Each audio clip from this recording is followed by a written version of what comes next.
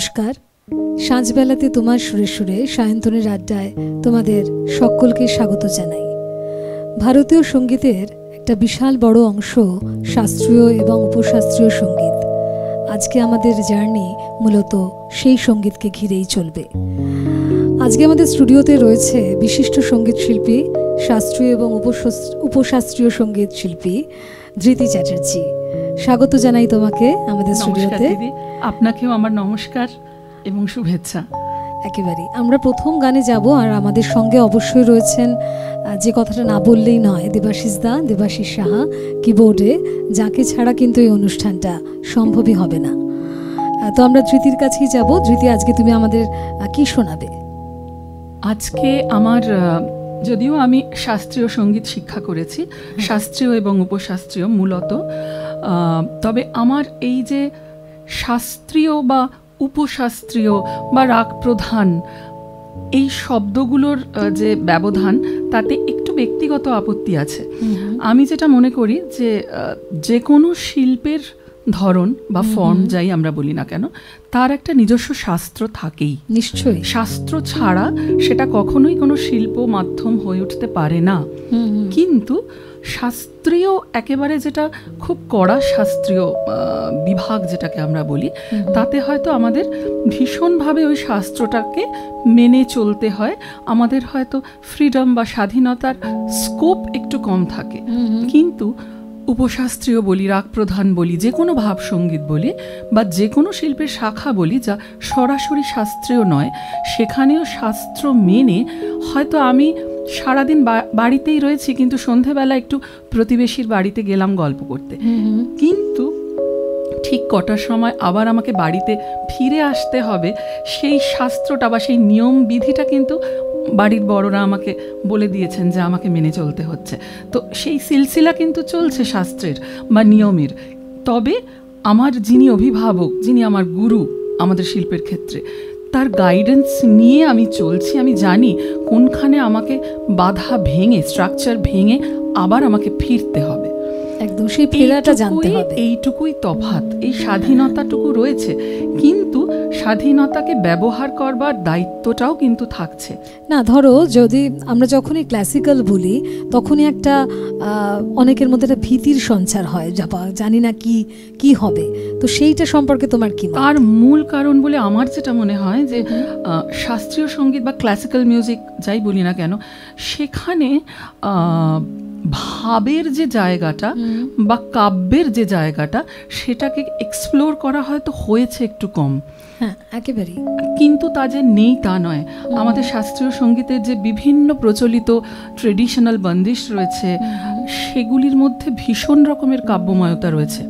কিন্তু বলা যেতে পারে যে যেহেতু শাস্ত্রীয় সঙ্গীত, সেখানে যে প্রেম বিরহ, তা হয়তো কোথাও একটা ঈশ্বরীর প্রেম বিরহ, তাই তার ভার হয়তো একটু বেশি। মানবীর প্রেম বিরহ নিয়ে যখন আমরা আধুনিক স্তরের মিউজিকে কাজ করছি, সেখানে হয়তো একটু সরল ভাষায়, সহজ ভাষায় সেই ভাব বিনিময় হচ্ছে, কিন্তু কন্টেন্টের জায়গাটা কিন্তু একই, কাব্যও রয়েছে। তবে আমরা প্রথমেই একটু ভয় পেয়ে যাই যে আমরা ওই শাস্ত্রীয় সঙ্গীতের শাস্ত্রের জায়গাটাতে আমাদের এত বেঁধে দেওয়া হয়, বা যুগ যুগ ধরে আমাদের ওই ভয়টা ভেতরে ঢুকিয়ে দেওয়া হয় যে তার মধ্যের ভাব নিয়ে অথবা তার মধ্যের যে কাব্যময়তা নিয়ে নাড়াচাড়া আমরা করার কথা ভাবিই না। না, একেবারে তুমি ঠিক বলেছো যে আমাদের যে লাইট ক্লাসিক্যাল, যেগুলো আমাদের একটু হালকা ধরনের যে গানগুলো আমরা করি, সেখানে কাব্যের জায়গাটা অনেক বড়। অনেক বড় মানে হ্যাঁ, মানে সেখানে কাব্যকে অনেক বেশি জায়গা দেওয়া হয়, গুরুত্ব দেওয়া হচ্ছে। শাস্ত্রীয় সঙ্গীতে এই প্রথাটা হয়ে এসছে যে গুরুত্ব যেন একটু কম দেওয়া হচ্ছে, কিন্তু এটা নির্ভর করে শিল্পীর ওপরে। হ্যাঁ, তিনি কিভাবে এক্সপ্রেস করবেন, কিভাবে ওটাকে এক্সপ্রেস করছেন, নার্চার করছেন। এমন অনেক আমাদের গুরুজন শিল্পীরা রয়েছেন যারা কিন্তু অপূর্ব সুন্দর সুন্দর রাগ সঙ্গীতের বন্দিশ রচনা করেছেন। তারা ইন্টেলেকচুয়ালি, তারা মানে বৌদ্ধিক ভাবেও অসম্ভব রকমের এনলাইটেন্ড ছিলেন, কিন্তু যেটা শুনলে মন একেবারে স্নিগ্ধ হয়ে যায়। কিন্তু এটা শিল্পের দোষে নয়, কোথাও আমি বলবো শিল্পীর একটু অবহেলা, অজ্ঞতা নয় কখনোই, অবহেলায় শাস্ত্রীয় সঙ্গীতের এই জায়গাটি যেন কোথাও একটু উপেক্ষিত হয়ে রয়েছে। এটা আমাদেরই দায়িত্ব শাস্ত্রীয় সঙ্গীতের ওই ভাবের জায়গা বা কাব্যের জায়গাকে, বাণীর জায়গাকে নিয়ে যদি একটু আরো কাজ করা যায়, নিশ্চয়ই হয়তো শাস্ত্রীয় সঙ্গীত তাহলে তার নিজস্ব ক্লাস নিয়েই মাসের মধ্যে ছড়িয়ে পড়বে। Classical is for the class, কিন্তু ক্লাস মানে তার স্ট্যান্ডার্ডটা ক্লাস হবে, ক্লাসিক্যাল হবে, তার মানে এই নয় যে সেটা এলিট ক্লাসের মধ্যে আটকে থাকবে, তথাকথিত এলিট ক্লাস বলতে যাবো যায়, তা নয়। সকলের শিল্প সবসময় সকলের, তবেই তা শিল্প, তবেই তা শিল্প, একেবারে, অথবা তা শিল্প নয়। একেবারে। যাব ধৃতির প্রথম গানে চলে যাই। নিশ্চয়ই।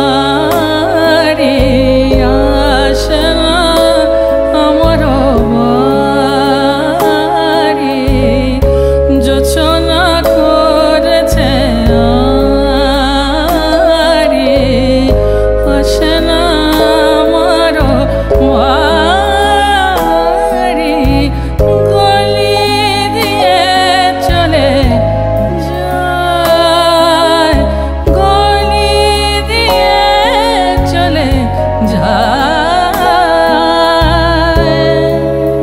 গলি দিয়ে চলে যায়, গলি দিয়ে চলে যায়, লুটিয়ে রূপলি শাড়ি জোছনা করেছে, জোছনা করেছে, জোছনা করেছে।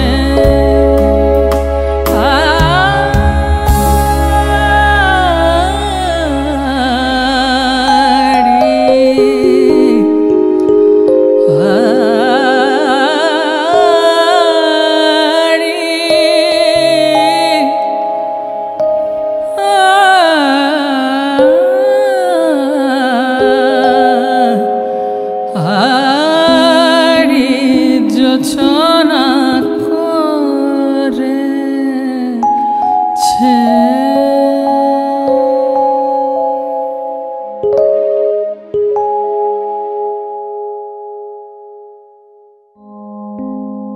অপূর্ব শুনলাম ধৃতি, খুব ভালো লাগছে তোমার গান।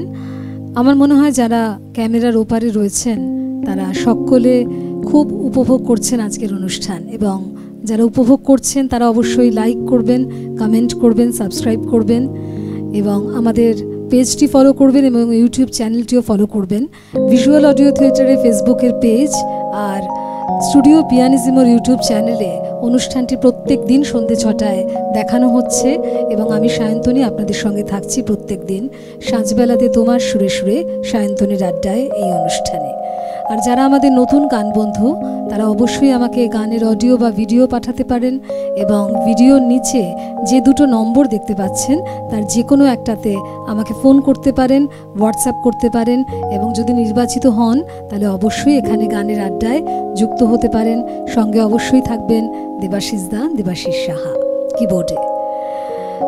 একটু ধৃতির কাছেই যাই, একটু আড্ডা মারি। আচ্ছা, তোমার যে এত সুন্দর গান তার তো শুরু কোনো একদিন হয়েছে, যদি শুরুর গল্পটা আমাদের বলো। শুরুর গল্প মানে আমি খুব পারিবারিকভাবে খুব সাংগীতিক পরিবারের মানুষ নই। আমার বাড়িতে সাহিত্যের একটা পরিবেশ ছিল। আমার বাবা লেখক ছিলেন, যদিও পেশাগতভাবে অন্য কাজের সাথেও যুক্ত ছিলেন, কিন্তু নেশার জায়গা থেকে সাহিত্যিক ছিলেন। তো বাড়িতে ছোট থেকেই সাহিত্য, নাটক, রাবীন্দ্রিক পরিবেশটা ভীষণভাবে ছিল। কিন্তু রবীন্দ্রনাথের গান আমি শুনতে খুব ভালোবাসি, শুনতামও।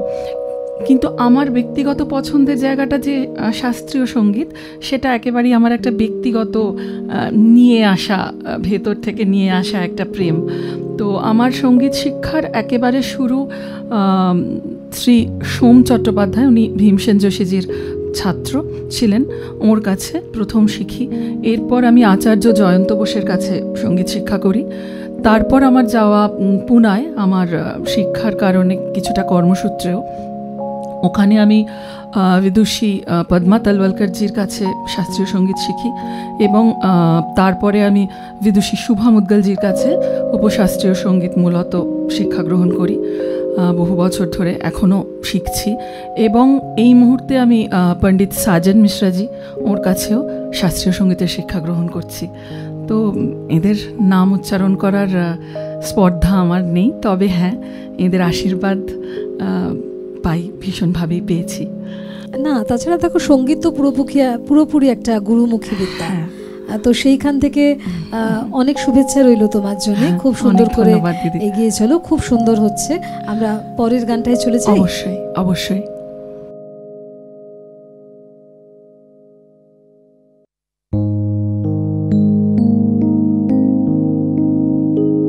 এই যে বাংলা সঙ্গীতের এত বড় সম্ভার, যেরকম সঙ্গীতের তো কোনো ভাষা হয় না, এর তো কোনো ভাষার কোনো ব্যারিয়ার নেই, তো সেরকমই এই যে টপ্পা গান, আমরা বাংলায় যেটা নিধুবাবুর টপ্পা, পরের নিধুবাবুর টপ্পা ভেঙে আবার রবীন্দ্রনাথের টপ্পাঙ্গিক গান এসেছে, ঠিক সেরকমই নিধুবাবুর টপ্পা আবার যা থেকে এসছে, মূল যেটি যা থেকে এটি এসেছে সেটি হলো শৌরি মিয়াজির টপ্পা, পাঞ্জাবি টপ্পা।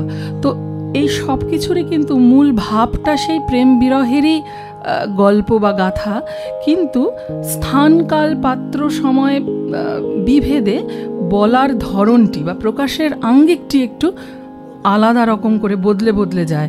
তো আমাদের যে নিধুবাবুর টপ্পা, তাতে যে টপ্পার স্ট্রাকচারটি রয়েছে একই রকম, কিন্তু যেহেতু আমাদের বাংলার জলবায়ু, বাংলার সেন্টিমেন্ট, বাংলার ধরন, সেই অনুযায়ী এটি একটু কোমল।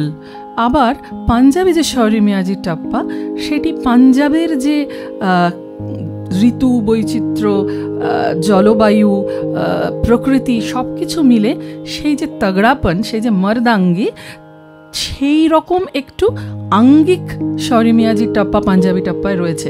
কিন্তু আমরা দেখব দুটিতেই কিন্তু একই রকমের ধরন, স্ট্রাকচার বা কন্টেন্টের জায়গাতেও একই জিনিস রয়েছে, শুধু বলার ধরনটা, ফর্মটা পাল্টে যাচ্ছে কন্টেন্টকে একই রেখে। আমি একটু বাংলা টপ্পাটি শোনাই, তারপরে আমি পাঞ্জাবি টপ্পাটি শোনাবো।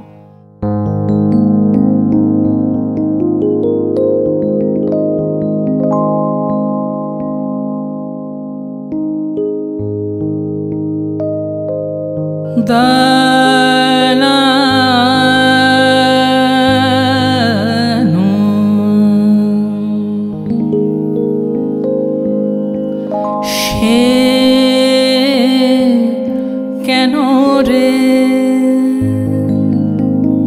করে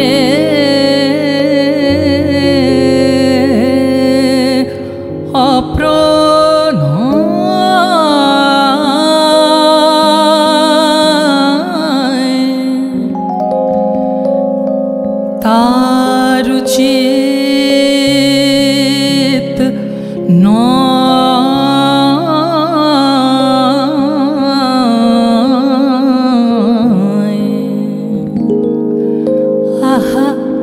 আমি জানি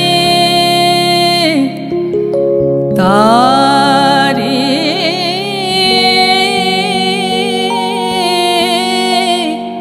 শনে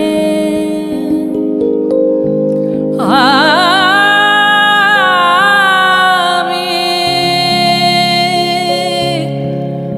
জানি তারি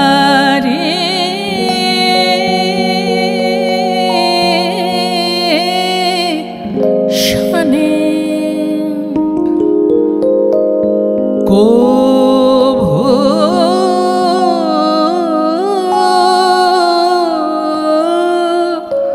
তো বিচ্ছেদ না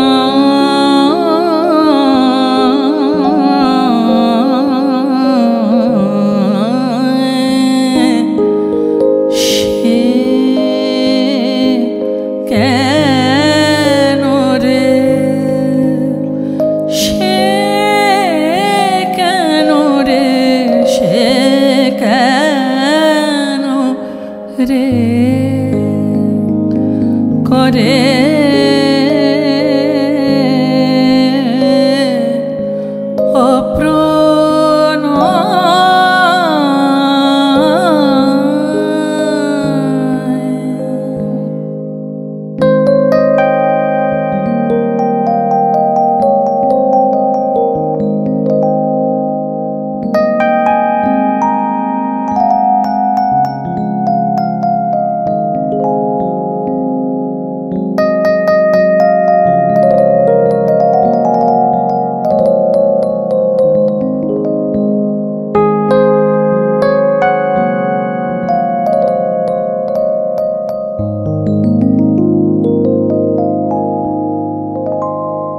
সখী গো আমারি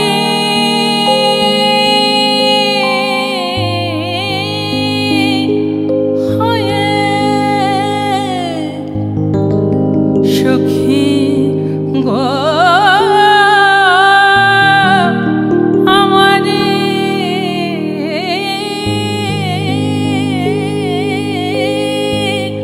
হয়ে বলো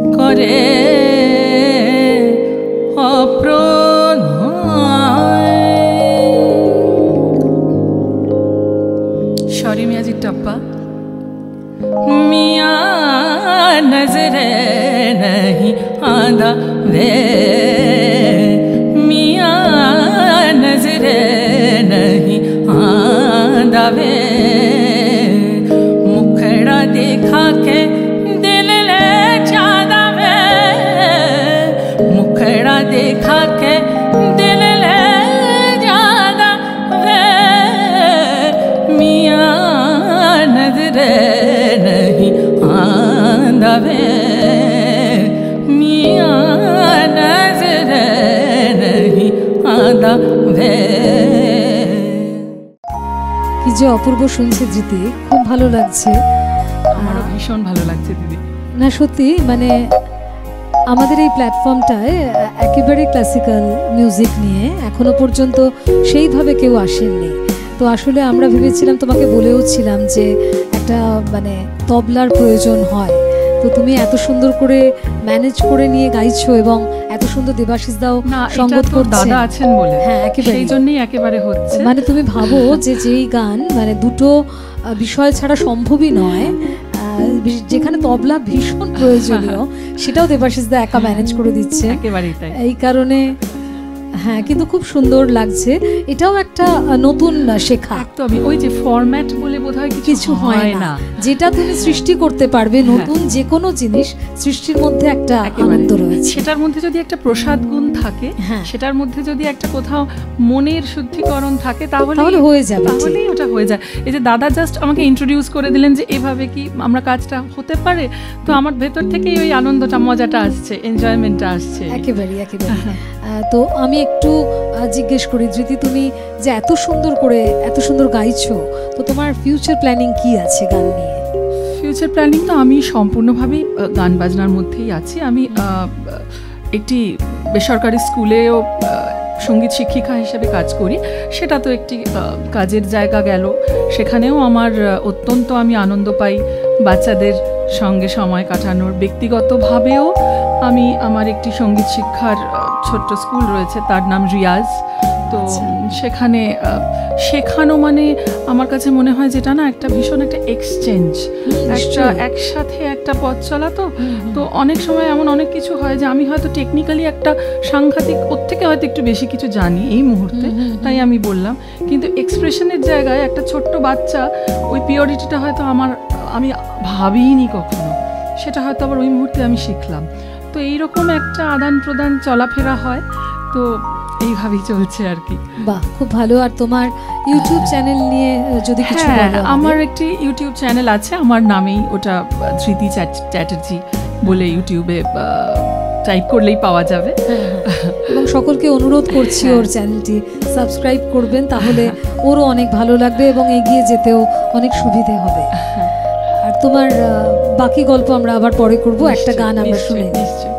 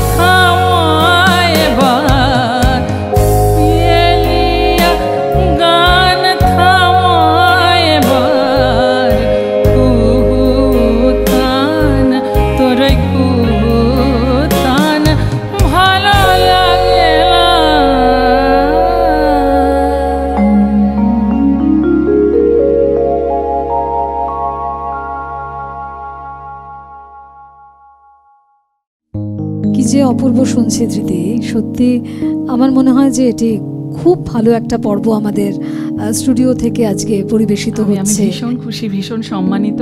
আর এত সুন্দর খোলামেলা আড্ডা তো হয় না, তো একটা শাস্ত্রীয় আর উপশাস্ত্রীয় আড্ডা হচ্ছে আর কি। এটা একটা দারুণ আড্ডা হচ্ছে, মানে গান নিয়ে একেবারে মেতে রয়েছি আমরা, একদম তাই। হ্যাঁ, একদম সেই রকমই একটা পর্ব চলছে।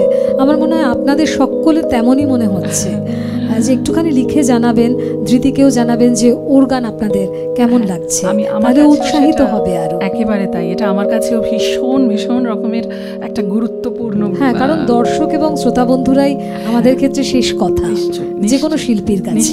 তো তোমার যে অনেক লাইভ পারফরমেন্স নিশ্চয়ই আছে ধৃতি তোমার, তো একটা কথা জানতে ইচ্ছে করে, ধরো যখন তুমি গাইছো, স্টেজে বসে গাইছো, এমন কি হয় যে তোমাকে মানে ধরো ক্লাসিক্যাল গাইছো, সেখানে কি তোমাকে অন্য কোনো গানের অনুরোধ করেন? মানে লাইট ক্লাসিক্যালও তো তুমি যথেষ্ট ভালো গাও, সেখানে কি তুমি এরকম অনুরোধ পাও, নাকি ক্লাসিক্যাল শুনতে মানুষ খুব ভালোবাসেন?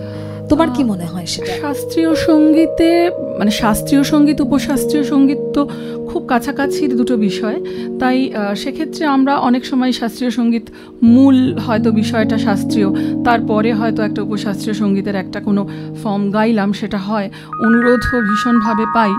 আমার যেটা ব্যক্তিগতভাবে মনে হয় যে ধরো শাস্ত্রীয় সঙ্গীত খুব অ্যাবস্ট্র্যাক্ট, তো আমি হয়তো যাকে ভালোবাসি, আমার যিনি প্রেমিক বন্ধু যাই বলি, তিনি বহুদিনের অপেক্ষার পর আমার সামনে এসে দাঁড়ালেন, তো আমি শুধু তার চোখে চোখ রাখলাম, কিছুই বললাম না। তো এই যে অ্যাবস্ট্র্যাক্ট প্রেম ভালোবাসা, সেটি যদি শাস্ত্রীয় সঙ্গীত হয়ে থাকে, কখনো কখনো তো তাকে আবার একবার চোখে চোখ রেখে বলতে ইচ্ছে হয় যে আমি তোমাকে বড্ড ভালোবাসি, আমি তোমারই অপেক্ষায় ছিলাম। এই যে বলা, এটি হয়তো উপশাস্ত্রীয় সঙ্গীত, কারণ এখানে কাব্য বা ভাষা বা কবিতার অনেকখানি, বাণীর অনেকখানি গুরুত্ব রয়েছে। সেক্ষেত্রে মানুষ হয়তো খুব কম সংখ্যক মানুষ যদি বা অনুরোধ করেন, ঠিকভাবে উপস্থাপন যদি করা যায়, আমি বলছি না, আমিও যাদের শুনি তাদের ক্ষেত্রেও আমারও একই কথা মনে হয়, উপস্থাপন যদি ঠিক মতন হয় তখন কিন্তু ভালো লাগার দ্বিগুণ হয়ে যায়। সেখানে কিন্তু ওটা কি ফর্ম, শাস্ত্রীয় কি উপশাস্ত্রীয়, সেটা ম্যাটার করে না, একেবারেই করে না। তো খুব সুন্দর করে তুমি বুঝিয়ে বলেছো। ঠিক যেরকম রবীন্দ্রনাথের গানও তো অনেক সময় অনেক শাস্ত্রীয় রাগকে ভিত্তি করে, রাগের ওপর আধারিত হয়ে তো সেই গান সৃষ্টি হয়েছে। এবং আমি মনে করি রবীন্দ্রনাথের গান একটা সর্বাধুনিক গান, আধুনিক গানের একেবারে শেষ কথা, মানে নিও post modern form of music. হ্যাঁ, এটাকে আমি রবীন্দ্রসঙ্গীত বলে আলাদা আমরা যাই বলি, এটি আধুনিক সঙ্গীত, অত্যাধুনিক বলা যেতে পারে। তো সেক্ষেত্রে রবীন্দ্রনাথও যখন শাস্ত্রীয় সঙ্গীতের মূল স্ট্রাকচারকে বা মূল যে কাঠামো সেটিকে রেখে তার মধ্যে অপূর্ব বাণী আরোপ করছেন, ঠিক আরোপ বলাটা ভুল হবে, বাণীকে তার মধ্যে ফিট করাচ্ছেন বলা যেতে পারে, তখন কিন্তু সেটা কি রাগ, তার মধ্যে কি নোট যাচ্ছে, সেটার থেকে বড় হয়ে যাচ্ছে ওই পুরো আবহটা, ওই পুরো অ্যাম্বিয়েন্সটা। তাই জন্যই বোধহয় রবীন্দ্রনাথও পছন্দ করতেন না রাগ পরিচিতি। হ্যাঁ, রবীন্দ্রনাথের অপছন্দের, কিন্তু অসম্ভবভাবে রাগ অনেক রাগ মিশিয়েছেন একটা গানে, কিন্তু রাগ সঙ্গীতের শিক্ষা বোধ তার কিন্তু অসম্ভব। হ্যাঁ, কারণ তিনি তো একেবারে ছোট বয়স থেকে ক্লাসিক্যাল মিউজিকের পুরো আবহে বড় হয়েছেন। এবং তুমি যদি দেখো শিক্ষা, হ্যাঁ, তুমি যদি দেখো যে রবীন্দ্রনাথের আর্লি এজটা, তাহলে তুমি দেখবে যে ওই সময় কিন্তু উনি ধ্রুপদ ধামার যে রবীন্দ্রনাথের একটা বিশাল বড় সেকশন আছে, সেটা তিনি ওই সময় রচনা করেছেন। তারপরে যত উনি বড় হয়েছেন, যত উনি বয়সে পরিণত হয়েছেন, তত উনি কিন্তু পরিণত বোধ অধিকার করেছেন। ওনার নিরীক্ষা, তখন কিন্তু কথার উপরে, বাণীর উপরে উনি নির্ভর করেছেন, বাণীর উপর নির্ভর করেছেন এবং সুরকে নিয়ে নিরীক্ষা করে চলেছেন। সে তো একজন অত বড় মানুষ, এবং যিনি সারা দেশ ঘুরেছেন, সারা দেশের মিউজিক শুনেছেন এবং সেটা আহরণ করেছেন, সারা পৃথিবীর মিউজিক কিন্তু উনি শুনেছেন এবং সেটা আহরণ করেছেন, তার ভালো দিকগুলো সব নিয়েছেন। একদম, কি সুন্দর বললে যে আহরণ করেছেন। এবং তখনই এই ধরনের নিরীক্ষা পরীক্ষা করা সম্ভব যখন আমি একটি জিনিসকে অসম্ভব ভালোভাবে জানি। একদম, সেই বিষয়ের ওপর আমার যতক্ষণ না সম্পূর্ণ কমান্ড থাকছে বা সম্পূর্ণ আমি তাকে আমার পোষে আনছি, পোষ মানাচ্ছি, তার আগে কিন্তু আমি আশ্রয় প্রশ্রয় দেওয়ার আগে শাসন করতে পারি না। একদম। শাসন বলি বা যাই বলি না কেন, তাকে নিয়ে কিন্তু আমি কোনো রকম কোনো পরীক্ষা করার অধিকার জন্মায় না যতক্ষণ না সে সম্পূর্ণভাবে আমার মধ্যে একেবারে লীন হয়ে যাচ্ছে। মিলেমিশে লীন হয়ে যাচ্ছে। একেবারে। তো সেই আড্ডা দিতে এত ভালো লাগছে, আমার মনে আমারও হয় তাই। আমাদের বোধহয় রাত কেটে গেলেও আড্ডা শেষ হবে না। সময় তো বাঁধন একটা আছেই। হ্যাঁ, ওই সেই চলে যাই পরের হ্যাঁ, গানে। ঠিক তাই, চলো। ঠিক তাই।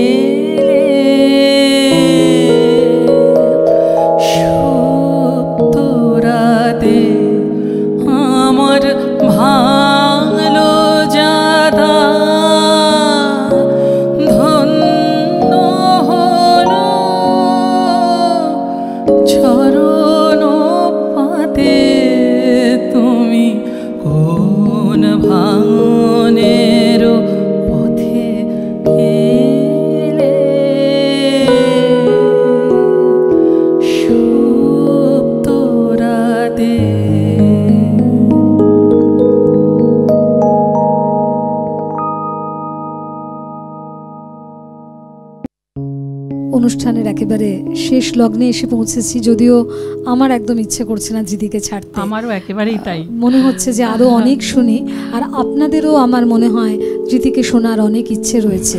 তো আমার মনে হয় দিদি তুমি আরও বড় অনুষ্ঠান করো, অনেক অনেক শুভেচ্ছা রইল তোমার জন্য। তুমি যা গাও তাতে তোমার অনেক অনেক এগিয়ে যাওয়া উচিত। হ্যাঁ, তো আমাদের দুজনের তরফ থেকেই তোমার জন্য অনেক শুভেচ্ছা রইল। আমরা যাব একেবারে ধৃতির শেষ গানে।